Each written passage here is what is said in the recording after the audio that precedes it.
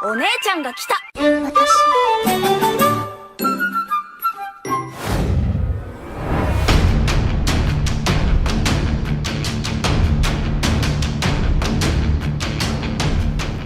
Halo, apa kabar semuanya? Salam kenal dan selamat datang di channel Playlist ID.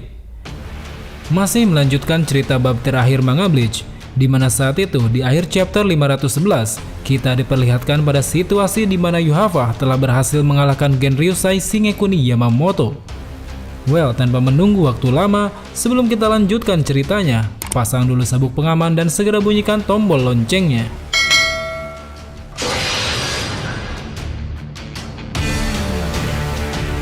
Di awal chapter 512 ini memperlihatkan Akon yang tampaknya telah berhasil mengeluarkan seseorang dari sebuah kurungan.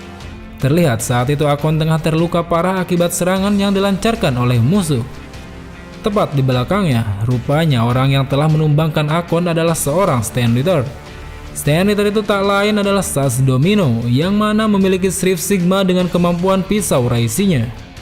Namun belum sempat Sas Domino memperkenalkan diri lebih jauh, tiba-tiba saja dia langsung diserang oleh seseorang dan membuat sebuah ledakan dari atas langit.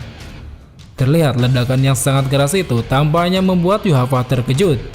Di sisi lain, para kapten dan wakil kapten yang sedang bertempur pun secara serentak melihat ke langit seakan mencari di mana sumber ledakan itu. Kini di balik ledakan itu berasal dari atas langit tengah muncul seseorang yang sepertinya sudah kita kenal. Terlihat orang itu berhasil menerobos Garganta dan mencoba melompat bagaikan menembus langit. Di tengah turunnya dia ke Soul Society, sekilas dia pun melihat Rukia dan Renji tengah terkapar tidak berdaya. Dia pun segera menenangkan diri seolah menunjukkan kesedihannya dengan menghentikan reatsunya.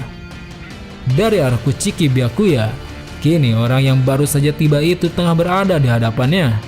Dengan kondisi yang setengah sadar, tiba-tiba saja Byakuya pun menyampaikan penyesalannya yang telah dengan mudah dikalahkan oleh musuh. Menurutnya, sebagai Kapten Gote 13, dia telah gagal melindungi Soul Society dan para pasukannya.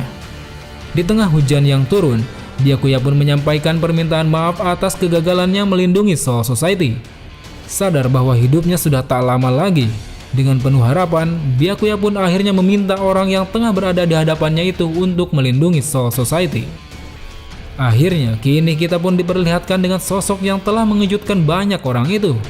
Orang itu tak lain adalah Kurosaki Ichigo. Terlihat kini Kurosaki Ichigo telah memasuki medan pertempuran dengan membawa kemarahan yang luar biasa. Sementara itu, Yuhava yang sempat terkejut dengan kedatangan seseorang itu, kini mengetahui bahwa orang yang baru datang itu adalah Kurosaki Ichigo.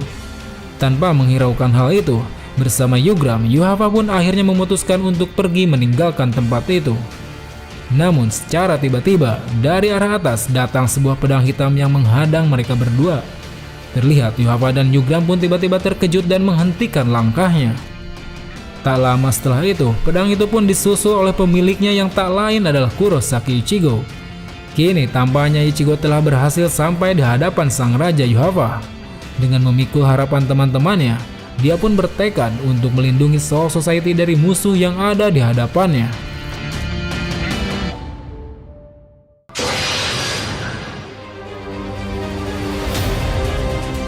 Melanjutkan chapter sebelumnya, chapter 513 ini memperlihatkan situasi di mana Kurosaki Ichigo tengah berhadapan dengan Yuhava. Melihat kedatangan Ichigo di hadapannya, tampaknya membuat Yuhava sedikit terkejut. Sepertinya Yuhava tidak menyangka bahwa Ichigo bisa keluar dari kurungan yang diciptakan oleh Kyuuge Oppie. Di sisi lain, Ichigo yang sudah babak belur akibat pertarungan sebelumnya, kini bertanya pada Yuhava, apakah dia sang pemimpin musuh?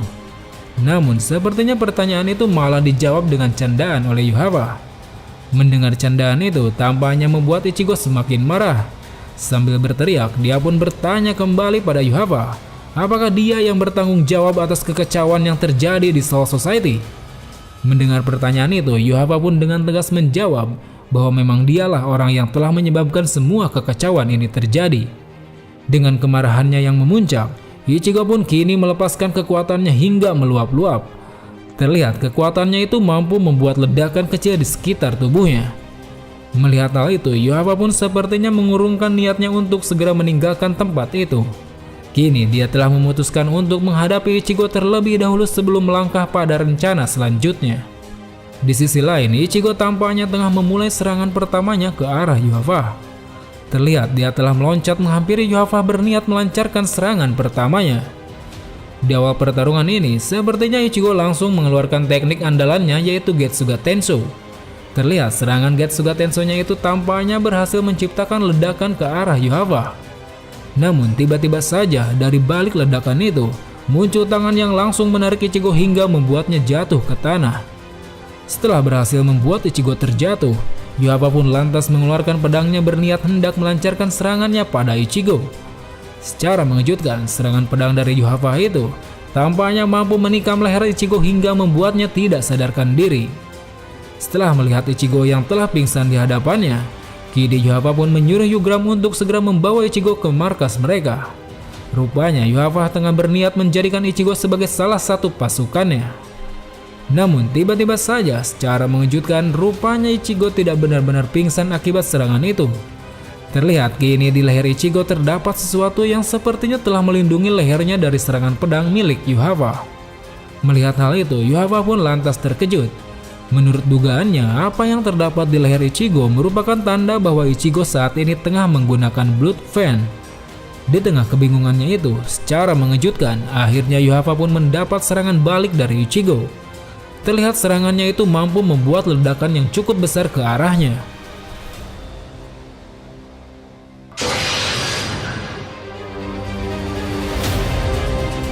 Pada chapter 514 ini, kita diperlihatkan dengan sebuah ledakan yang sebelumnya disebabkan oleh serangan balik yang dilancarkan oleh Ichigo.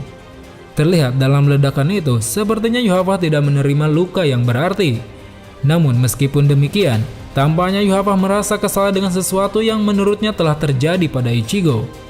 Untuk memastikan apakah dugaannya itu benar, Yuhava pun langsung menyerang Ichigo secara tiba-tiba. Namun tampaknya serangannya itu mampu ditahan oleh Ichigo dengan sangat baik.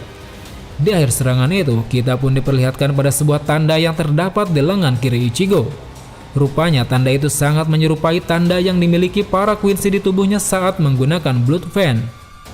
Melihat hal itu, Yuhava pun lantas membenarkan dugaannya selama ini, bahwa tanda itu merupakan tanda dari pengguna Blood Fan yang biasa dipakai oleh para Quincy. Di tengah pertarungan itu, Yuhava menjelaskan bahwa dia telah melakukan kesalahan dengan mengurung Ichigo di dalam kurungan Kyuuge Opi. Menurutnya, hal itulah yang kini telah menyebabkan bangkitnya ingatan Reiatsu milik Ichigo. Dijelaskan pula bahwa ketika Ichigo melepaskan Reiatsu tingkat tinggi di dalam kurungan itu, Reiatsu yang kembali pada tubuhnya kini juga menarik Reiatsu di sekitarnya. Secara tidak langsung, Reiatsu milik Kyuuge Opi dalam kurungan itu juga ikut masuk ke dalam jiwa Ichigo yang paling dalam. Hal itulah yang akhirnya membangkitkan ingatan Reiatsu milik Ichigo. Mendengar hal itu lantas membuat Ichigo merasa kebingungan. Dia pun bertanya-tanya tentang apa yang sebenarnya dimaksud oleh Yuhava. Di sisi lain, Yuhava pun menambahkan bahwa kini Ichigo masih belum mengetahui apa yang sebenarnya terjadi di masa lalu, baik tentang dirinya sendiri maupun tentang ibunya. Dengan posisi yang hendak melakukan serangan, Yuhava pun kini menyampaikan maksudnya yang ingin membawa kembali Ichigo ke Vandenrai. Yuhava bermaksud untuk mendidik ulang Ichigo dari awal untuk dijadikannya sebagai pasukan Quincy miliknya. Mendengar hal itu lantas membuat Ichigo semakin kebingungan. Sambil berteriak, dia pun kembali menanyakan apa maksud dari perkataan Yuhava tersebut. Seolah ingin mengakhiri pertarungannya dengan cepat, kini Yuhava pun tengah bergegas ke arah Ichigo dengan maksud untuk menyerangnya. Terlihat dengan serangannya itu mampu membuat Kurosaki Ichigo terpojok. Kemudian saat Yuhava akan melancarkan serangan penghabisannya, tiba-tiba saja Yuhava tertahan oleh suatu bayangan yang entah dari mana datangnya. Bayangan itu kini terlihat menyelimuti Yuhava yang tengah berdiri membatalkan serangan. Melihat hal itu, seolah telah mengetahui apa yang terjadi, Yugram pun mengingatkan Yuhava bahwa waktunya telah habis. Dia menyarankan untuk tidak berlama-lama di luar area Shottenberry. Di sini dikatakan bahwa Shottenberry merupakan daerah bayangan tempat di mana Yuhava tinggal. Mendengar hal itu, Yuhava pun seakan tidak percaya, karena menurutnya dia masih memiliki waktu yang masih lama. Tiba-tiba saja dia pun teringat dengan sosok Aizen yang rupanya telah membingungkan persepsinya saat itu. Sehingga waktu yang dari tadi menurutnya berjalan singkat, sebenarnya telah berjalan sangat lama. Sadar bahwa kini waktunya sudah tidak banyak lagi, Yuhava dan Hyugram pun akhirnya memutuskan pergi meninggalkan Soul Society. Namun tepat di depan mereka, Ichigo yang masih bisa berdiri lantas berteriak mencoba menahan mereka. Seolah tak ingin membiarkan musuhnya pergi, Ichigo pun langsung meloncat ke arah mereka berdua untuk melancarkan serangan. Namun tiba-tiba saja dalam sekejap mata, serangan Ichigo itu tampaknya berhasil dihalau oleh Hyugram. Dan secara mengejutkan, dengan tatapan yang penuh dengan ketidakpercayaan, halauan itu nyatanya mampu membuat Zanpakuto milik Ichigo patah terbagi menjadi dua. Di akhir chapter, saat Yuhava hendak pergi ke markasnya, dia pun mengucapkan salam perpisahan pada Ichigo. Dia menyebutkan bahwa suatu hari nanti dia akan membawa kembali Ichigo, karena menurutnya Ichigo merupakan putranya yang terlahir di kegelapan.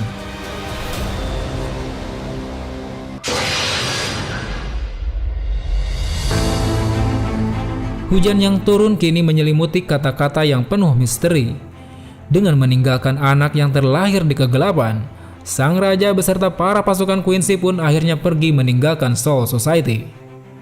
Terlihat para Shinigami yang masih hidup kini mulai mengevakuasi tempat terjadinya pertempuran. Di tempat lain, tampaknya Unohana dan wakilnya Isane juga tengah menyesalkan dengan apa yang telah terjadi di Seirete. Saat itu, Isane sangat menyesalkan apa yang tidak mampu diperbuatnya selama perang berlangsung. Sementara itu, di panel berikutnya, kita pun diperlihatkan dengan kondisi Ichigo yang tengah berada di rumah sakit. Terlihat Ichigo tengah menerima kabar bahwa Urahara, Sado, dan Orihime yang tengah berada di Hoikomundo kini sedang berada dalam keadaan baik-baik saja. Mendengar hal itu, tampaknya cukup membuat Ichigo merasa lega.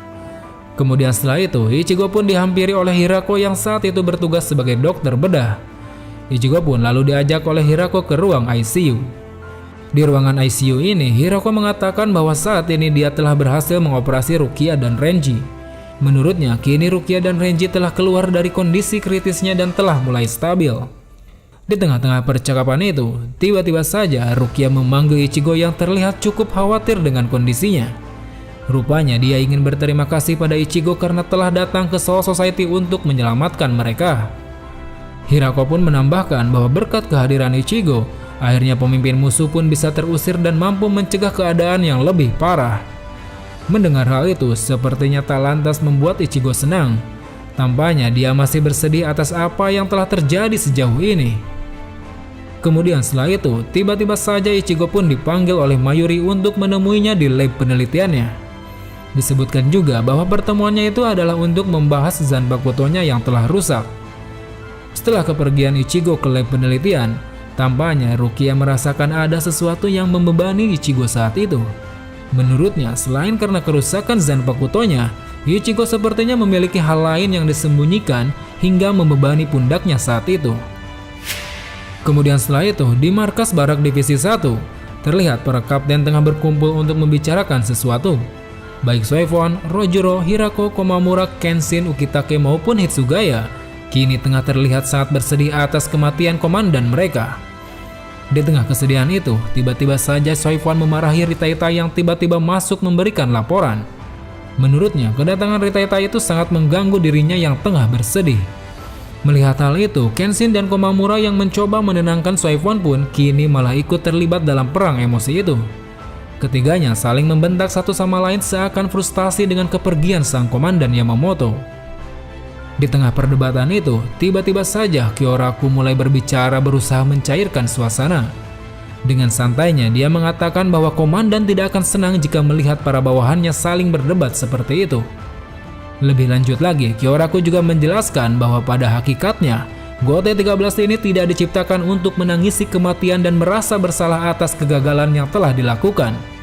Menurutnya, Gote 13 diciptakan tiada lain adalah untuk melindungi Soul Society dan terus melihat ke depan. Mendengar perkataan Kyoraku tersebut, sontak membuat para kapten lain pun terdiam.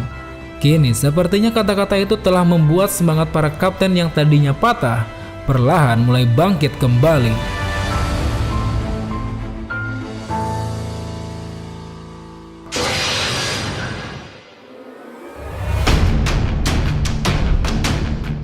Well teman-teman, sangat menarik untuk mengetahui kelanjutan pertempuran Shinigami melawan para Queens ini. Kira-kira apa yang akan dilakukan oleh GOT13 untuk melindungi Soul Society? Pantengin terus channel ini karena ceritanya masih sangat panjang. So, sampai jumpa di video selanjutnya. Salam Bleach Lover.